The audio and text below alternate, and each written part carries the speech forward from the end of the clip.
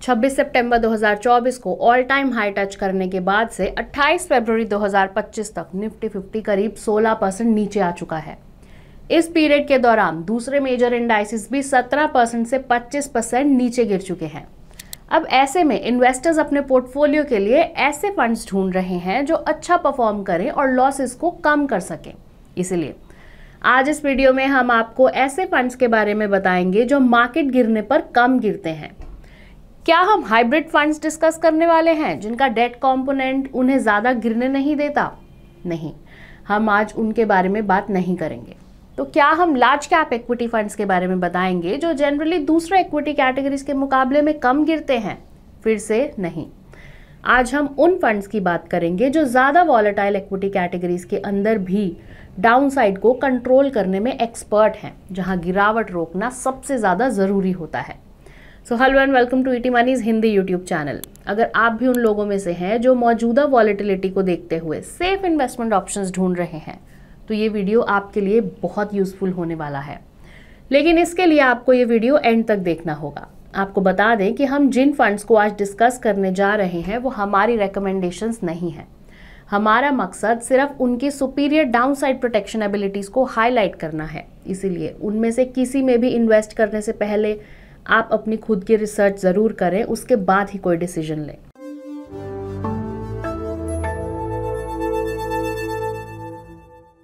चलिए सबसे पहले आपको बताते हैं कि हमने इन फंड्स को पिक कैसे किया।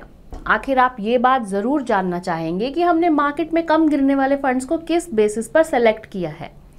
तो जैसा कि पहले मैंने बताया कि हमारा ऑब्जेक्टिव ऐसे फंड्स को सेलेक्ट करना था जो ज्यादा वॉलेटाइल इक्विटी कैटेगरीज में कंपैरेटिवली कम गिरावट वाले हों, जिनमें हाई, मिड और स्मॉल कैप एलोकेशन शामिल हो सकता है। इसलिए हमने 5 market cap based equity fund categories को सेलेक्ट किया: small cap, mid cap, multi cap, large and mid cap और फ्लेक्सी कैप। नेक्स्ट स्टेप में हमने उनमें से हर एक के लिए एक बेंचमार्क पिक किया। जैसे स्मॉल कैप फंड के लिए benchmark Nifty small cap 250 index, mid cap के लिए Nifty mid cap 150 index, multi cap के लिए Nifty 500 multi cap 50:25:25 index, large and mid cap fund के लिए Nifty large mid cap 250 index और फ्लेक्सी कैप के लिए निफ्टी 500। हमने सभी इंडेक्स के लिए टीआरआई वेरिएंट्स को कंसिडर किया है। तीसरे स्टेप में हर कैटेगरी के लिए हमने ऐसे फंड्स पिक किए जिन्होंने हाल में हुए करेक्शन के दौरान बेंचमार्क से अच्छा परफॉर्म किया है, यानी 26 सितंबर 2024 और 28 फरवरी 2025 के बीच। फोर्थ स्टेप में हमने ऐसे फंड्स को सेलेक्ट किया जिनका 1 जनवरी 2018 से average 3 year rolling return benchmark और कैटेगरी से ज्यादा था। इसे हमें उन फंड्स को शॉर्टलिस्ट करने में हेल्प मिली जो अच्छा परफॉर्म कर रहे थे। हमारा गोल सिर्फ कम गिरने वाले फंड्स ढूंढना नहीं था, बल्कि ऐसे फंड सेलेक्ट करना था जो ओवरऑल परफॉर्मेंस में भी बेहतर रहे। रोलिंग रिटर्न्स के बेसिस पर फंड्स को फिल्टर करने से हमें स्ट्रॉन्ग परफॉर्मेंस पिक करने में हेल्प मिली। जब हमें सभी कैटेगरी में अच्छा परफॉर्म करने वाले फंड्स मिल गए तो फिर हमने उनके डाउनसाइड प्रोटेक्शन रेशो को कैलकुलेट किया। चलिए मैं आपको समझाती हूँ कि यह होता क्या है। डाउनसाइड प्रोटेक्शन रेशो हमें बताता है कि कोई फंड बेंचमार्क के मुकाबले अपने डाउनसाइड को कितनी अच्छी तरह से कंट्रोल करता है। Higher ratio better downside protection को इंडिकेट करता है। इसी तरह lower ratio worst downside protection को इंडिकेट करता है। अब आपको समझाते हैं कि हमने डाउनसाइड प्रोटेक्शन रेशो को कैलकुलेट कैसे किया। तो जनवरी 2018 से हमने बेंचमार्क के सभी नेगेटिव मंथली रिटर्न्स को कंसीडर किया और उन महीनों में फंड के कॉरेस्पॉन्डिंग रिटर्न को चेक किया। फिर हमने कैलकुलेट किया कि किसी फंड ने बेंचमार्क को कितनी बार बीट किया है और वो उस फंड के लिए डाउनसाइड प्रोटेक्शन रेशो बन गया। हमने पहले भी एक वीडियो में ऐसा किया था जिसमें हमने एग्जामिन किया था कि लॉन्ग टर्म आउट परफॉर्मेंस के लिए अपसाइड में पार्टिसिपेट करने के मुकाबले डाउनसाइड को रोकना ज्यादा इंपॉर्टेंट क्यों है। आप बाद में उस वीडियो को देख सकते हैं, लिंक डिस्क्रिप्शन में है। फाइनल स्टेप में हमने ऐसे फंड्स पिक किए जिनका डाउनसाइड प्रोटेक्शन रेशो 80% या उससे ज्यादा था। इसका मतलब है कि 80% से ज्यादा मामलों में इन फंड्स में तब कम गिरावट आई जब उनके रिस्पेक्टिव बेंचमार्क ने एक महीने में नेगेटिव रिटर्न्स दिए। इन शॉर्ट, इस मेथोडोलॉजी ने हमें कई टारगेट्स अचीव करने में हेल्प की।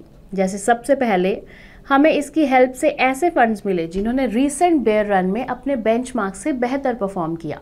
दूसरा, ये फंड ओवरऑल भी अच्छा परफॉर्म करने वाले हैं क्योंकि ये ना केवल अपने बेंचमार्क से आगे हैं बल्कि अपने एवरेज 3 ईयर रोलिंग रिटर्न के मामले में भी कैटेगरी से आगे हैं। तीसरा, उनका डिसेंट डाउनसाइड प्रोटेक्शन कोई एक बार की बात नहीं है क्योंकि उन्होंने पहले भी शानदार डाउनसाइड प्रोटेक्शन एबिलिटी दिखाई है, जैसा कि उनके डाउनसाइड प्रोटेक्शन रेशियो को देखकर पता चलता है।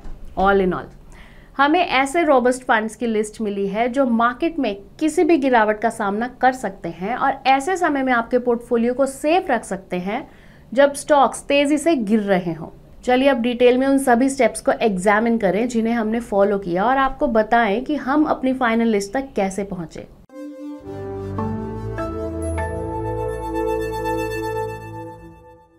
जैसा कि हमने इस वीडियो के स्टार्टिंग में देखा, 26 सितंबर 2024 से मार्केट में करेक्शन का ट्रेंड जारी है, जब वो अपने ऑल टाइम हाई पर थी।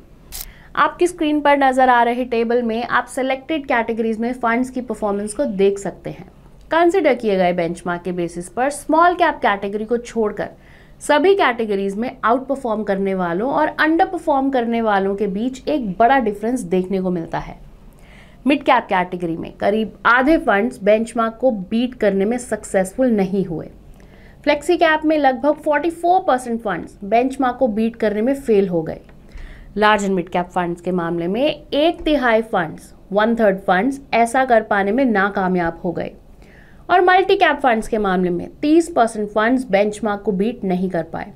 आउट परफॉर्म करने वालों और बेंचमार्क के एवरेज रिटर्न के बीच का डिफरेंस 1.6 से लेकर 3.1 परसेंटेज पॉइंट था। तो चलिए अब बेंचमार्क और कैटेगरी के मुकाबले आउट परफॉर्म करने वालों के रोलिंग रिटर्न्स को एनालाइज करते हैं।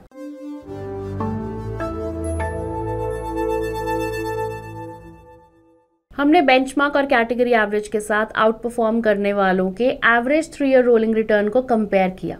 आपकी स्क्रीन पर टेबल में आप इसे देख सकते हैं। इस स्टेज पर फंड्स को और ज्यादा फिल्टर किया गया। 23 एलिजिबल स्मॉल कैप फंड्स में से ओनली 11 ही इस क्राइटेरिया को पूरा कर पाए। मिड कैप के मामले में ये नंबर 8 था, जबकि मल्टी कैप के मामले में 3, लार्ज एंड मिड कैप के मामले में 8 और फ्लेक्सी कैप के मामले में 7। बेंचमार्क के कंपैरिजन में average out performance 1 percentage point से लेकर 8 परसेंटेज पॉइंट तक रही। कैटेगरी के मुताबिक एवरेज आउट परफॉर्मेंस 1.2 से 4.1 परसेंटेज पॉइंट्स तक थी। जिन फंड्स ने बेंचमार्क और कैटेगरी दोनों को बीट किया, हमने उनके डाउनसाइड प्रोटेक्शन रेशियो को कैलकुलेट किया। तो चलिए नेक्स्ट सेक्शन में अब उन पर एक नजर डालते हैं।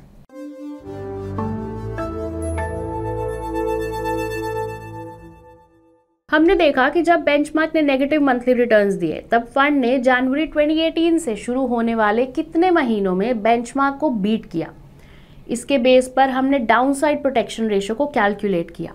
मल्टी कैप फंड्स के लिए शुरुआती महीना जनवरी 2021 था। अब अपनी स्क्रीन पर आ रहे टेबल को देखें।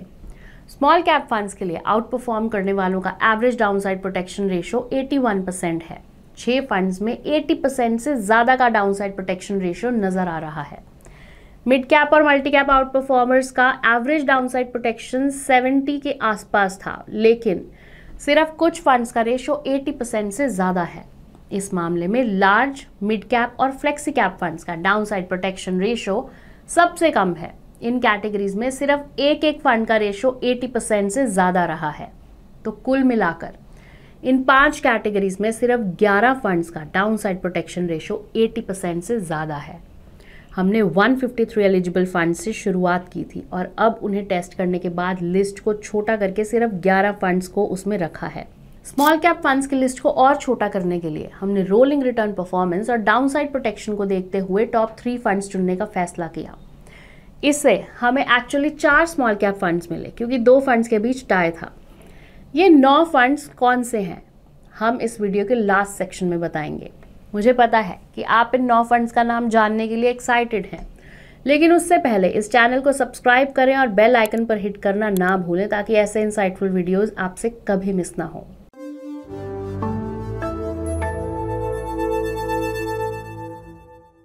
तो ये रहे वो 9 फंड्स जो इस रिगरस रिसर्च फ्रेमवर्क पर खरे उतरे और विनर्स बन के निकले। फाइनल लिस्ट में शामिल 4 स्मॉल कैप फंड्स में एक्सिस, ईडलवाइज, निपॉन और टाटा शामिल हैं। इनमें से एक्सिस स्मॉल कैप फंड ने हाल ही में हुए करेक्शन में सबसे अच्छा परफॉर्म किया है। इसने बेंचमार्क के 25% के मुकाबले लॉस को 19% तक रोक कर रखा। एवरेज 3 ईयर रोलिंग रिटर्न के मामले में Nippon India small cap final small cap funds में टॉप पर है। इसका एवरेज रिटर्न 33% पर एनम है। डाउनसाइड प्रोटेक्शन रेशो के मामले में Axis small cap 92% beat rate के साथ सबसे आगे है।